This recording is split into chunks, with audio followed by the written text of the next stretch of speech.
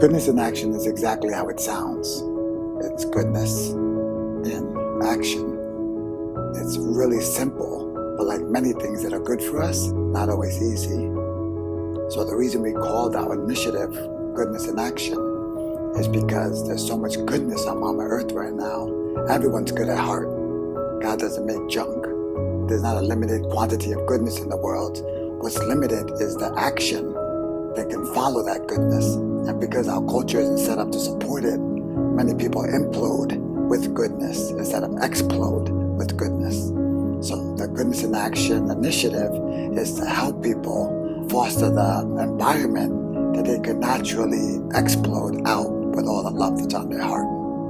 My service is to remind people that you have a divine birthright and you are divinely ordained for a purpose. And we need you to do that purpose. And the most beautiful thing about that invitation is that only when you're doing that which you're meant to do will you ever find the love, the joy, and the happiness that everyone is in search of.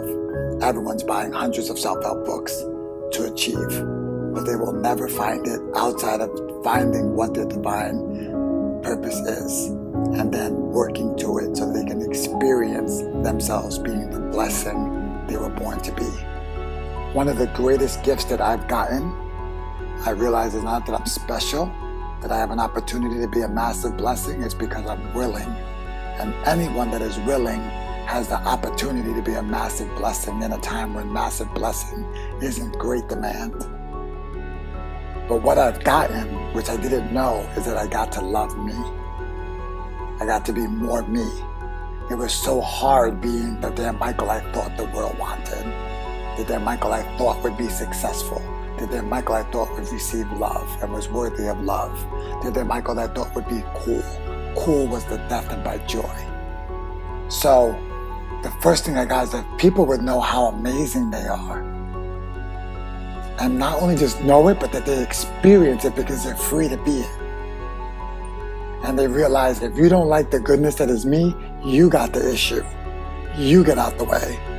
Because I'm just being me, and I'm a loving, beautiful human being. Imperfect, but no less loving and beautiful in my imperfection. And so every time I laugh louder, maybe even to a snort, every time I dance funkier, move my limbs in love, anytime I have less editing going on in my mind when I'm living, it's such a more joyous place to be inside my mind. My brain is no longer a scary neighborhood. So once you do that, only then can you get access to the magic you are. Because if you're spending half your energy editing the way you're being, you only have half a tank left to actually do what you came here to do. And you need every drop of energy that you have towards what you're meant to do. So the first part is you get to know how amazing you are, freedom to be yourself. Next, you take all of that and you're invested in your heart's mission. You send it out to the world. Then you see your heart bounce off of the heart of another's and they illuminate because they've been in the desert. So they got water for the first time and maybe forever. And then they explode and have a deeper love of themselves. And then you get to see that happen. And then that's ecstasy. That's why people take drugs. But in this way, it's pure loving source. There's no downside. It just keeps getting better and better and better.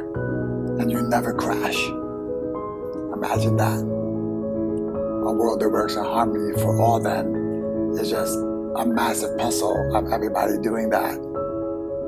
That's my mission.